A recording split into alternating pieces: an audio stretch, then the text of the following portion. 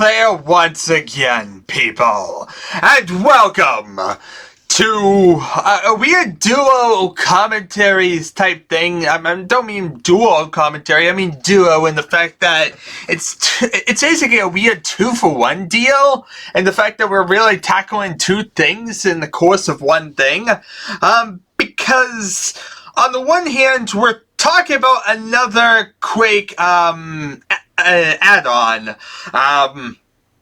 Basically, now I'm focusing on the Aftershock Toolbox, which basically includes a lot of different editors and junk from the internet. And one of the things that it includes is a bunch of Quake level files. Now, these are a lot like the Aftershock standalone levels that you could see in that one, but there's some major differences.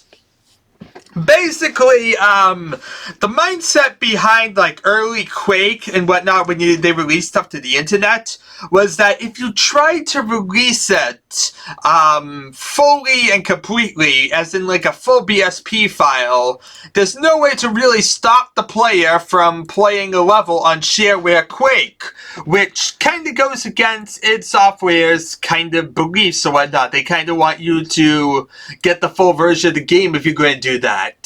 But there's really no way to make it, convinced or whatnot to buy it when you're easily able to play all these custom levels. So there's really no way to, like, easily prevent you from doing it. You could easily, like, try and add a Thunderbolt or something like that, but I think it just wouldn't appear as something like that. I'm not really sure if it would or wouldn't. I guess people weren't really sure if it was going to fully work or whatnot, and so therefore people didn't feel it was the most reliable thing in the world. And so therefore, instead of trying to risk our time with that, we instead get something instead with basically trying to use map files. See, if you when you make an output map file, that's basically the basic thing, and then you basically use compilers, QBSP and Lite and all that, and you basically make the end file. If you basically do anything with level design, that's pretty much a similar process even today. You basically make the basic geometry, compile it all out, and basically that becomes the full thing. Now here, it's kind of a bit more complex in the fact that it doesn't actually compile it for you in the editor. You have to, like, make it, get out, use some QBSP and Lite manually. It's a bit of a pain in comparison. If you're using, like, 64-bit Windows, you can't really access the programs directly and have to use, like, the command line to get to everything and run out everything. So it can be a bit of a nuisance to try and do, especially today. But yeah, needless to say, not exactly the easiest of things to pull off or whatnot, but the big thing is that in order to have those programs, you needed to have Quake. Well, that isn't exactly 100% true. That's kind of what the, like, Dalius and certain people were saying, but it's not 100% true. You can easily get these from anything, like, they were included with Thread. So yeah, if you had Thread, you had all these different files included with it. So that's not really the problem. What the problem is you won't have the WAD files included with it. The various things that you need to output and compile. And there's no way to really, like, tear apart the files without, actually having them. Now, it's still a pain in the butt to get the WAD files even if you have it. So it's like, I'm not sure if that really changes it. Really, like I said, it's very easy to evade these things. Like, even with this stuff, I'm not really sure it was, like, the best security in the world, but it was security. It was an idea they had to try and prevent people from doing things, make a map file and force them to compile it themselves. And so, therefore, you get something that's rather weird, because at the same time, shareware was also doing its own thing. Basically, shovelware packs, they were afraid of including the texture files. They were afraid of including the official textures because they were separate from the game. You basically would load up, like, WAD files, but all the WADs were included with the levels themselves. So because of that, there's no real easy way to extract it or whatnot, and so they were worried by keeping the levels the same as they were that its software would get mad. So basically what they ended up doing was they basically made them their own textures. Like, they would create their own texture packs, and they would basically use those instead of the official one as a way of basically avoiding copyright. And that's why you kind of see, like, Aftershock doing it, you see Q2 doing it, you'll see Dark Hour doing it. Everything's using its own textures. Now, I should mention the Aftershock Toolbox, the one I'm doing now, does actually do this, because it's basically just a collection of different shovelware and editors, and the map files it includes are exactly that, map files, not BSP files. There's no just put this in the id1 folder and it'll load. No, you have to do a bit more work for these. So, basically, you're going to need to compile it out yourself and basically shoot it over. Everything's pretty much already set up to go. You just need to compile it over, and that's pretty much like how the early map files on the internet would be anyway. So, yeah, depending on the level, this is kind of how exactly it worked regardless, and how it kind of be found on the internet. And that's kind of why we get to our second point. This is also basically the actual standalone level video. Like, this isn't like when I did my Aftershock videos, that's tied to specifically Aftershock, but all these levels are also shovelware levels on the internet. So, while those are the variations on the levels, these are the actual levels themselves. These are the original levels, the original timestamps. I got, like, timestamps on these. I hope that these are the original timestamps. I guess I'll modify them if I ever find different.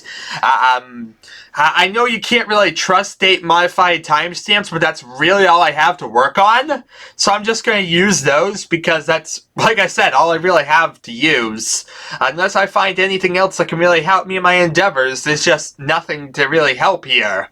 But yeah, basically, like I said, because it's using the id1 textures, these are the same textures you would use if you found it on the internet. Basically, when I compile it out, what you're getting is exactly what you get off the internet. So, there's really no difference between this and, say, the file I found on the internet. And that's why exactly I'm kind of dueling this up. And basically, it's me tackling the Aftershock, Toolbox. So I don't have download links for you guys. If you're trying to figure out where these levels are and think I can give you a download link, no, I don't have those. I'm using a commercial add-on still. So there's no way for me to really like have a download link. I didn't download this from any place. I had it in a actual shovelware pack. It's just, it happens to be exactly what you get offline anyway. So I might retcon this later on, add like the download links or something like that if I find them. But yeah, needless to say, this is basically the regular way. I've been thinking more about how exactly I'm going to do this in the wiki. I believe I've come up with a solution to the problem. I'm going to start working on that when I'm finished with this video. Basically, the idea, simply put, is to take the level and basically make it less Aftershock oriented. Like right now, a lot of levels on Quake Wiki that for Aftershock, all the standalone levels are Aftershock levels. Basically, what I plan on doing is changing those parts up and basically just make it like, I want to make it like its own header and basically say like alternate versions, and under those alternate versions it's going to have like a gallery with the stuff that's currently there, and we're basically just going to replace out the stuff that we have currently there with less tied to a specific shovelware package thing. So basically, we're going to get like the id1 texture version as being the main version on the page, and then you'll have alternate versions and show the different shovelware packs in case there's other shovelwares that collected this and use different textures. So it's a great way of like mixing it all together and yeah, working with all that. Anyway, I've been rambling for a little bit, so let's actually get to the level itself. As I was saying, I'm going through a lot of different levels. A lot of these are going to be very, very similar to what you've seen in the Aftershock standalone levels, but like I said, this is also levels that are specifically custom levels. These are all levels that are just found on the internet, so these are like the regular versions, and so I feel it's important to cover these as well, because otherwise it's kind of awkward. So yeah, let's see here. We do have README files for these, but they're less plentiful. There's probably I'm probably missing a lot of the versions of things I'm supposed to have, but yeah, the interesting thing about the map files is the fact that you can actually like click into them and they're like README files in a way, and they can have comments that can actually tell you little bits of information and things that kind of help. Now let's see here, is there anything for the file that we're checking out right now, aka Examp 1? I'm seeing a lot of different levels, aka levels that have different names and all that, but I'm not seeing any for Examp 1, and that's kind of problematic, as that means that, well, we don't exactly have anything for it. Yeah. So, yeah, I think what I'm going to have to do is basically just load up the level, play it, check it out, and go from there, because that's really all I kind of got. Yeah, so we'll load this up.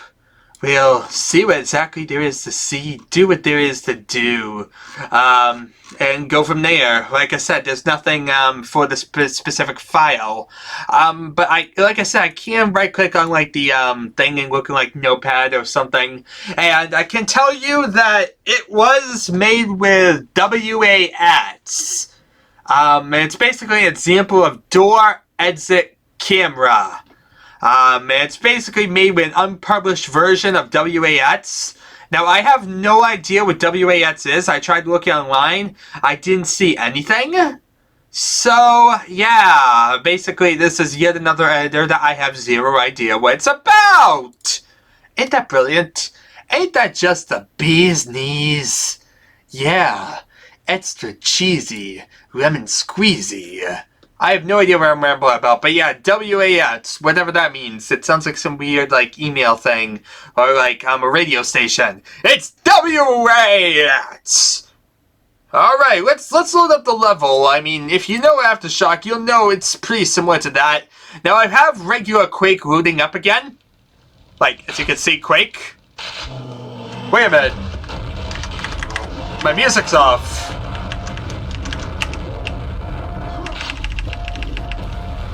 There we are! That's better! I should actually mention, I think I have, yep, my music's set to 100. My volume is set to 100, people, because I was playing with Dominus and whatnot, and it's like, in order to do that, I was trying to solve, like, the issues I had by cranking everything up to, like, 100 and dropping it down. Didn't work at all, and yeah, it was basically, makes it really loud in Quake, so thank goodness I remembered before it cranked out blew out my eardrums, and made it so you guys couldn't hear me. So here we are, regular sound audio, much better. I think my music's still very loud. I don't like it being that loud. No, that's how loud it normally is, so I'm not gonna get too fancy. I'll see how it is afterwards. But, yeah, I want to load up Examp 1. This will say a squiggly, but I got rid of it as usual. And here we are, Examp 1 by 9 Inch Nails of, Quake at undernet. Exactly the same name as the other one, exactly the same design, just different textures. So, if you have seen the Aftershock 1, you pretty much know what to expect. And that's my blind playthrough, really, of this. This map is for ref and Examp only. That's basically what it says. Really, it was quick. Look at, like, the bug issues. Like, you can't really see the gates from, like, different sides. I'm not really sure if, like, the BSP really worked too well. Like, from here, I can't even see the door. Yeah, very, very buggy, but it works. Okay, so we come out here.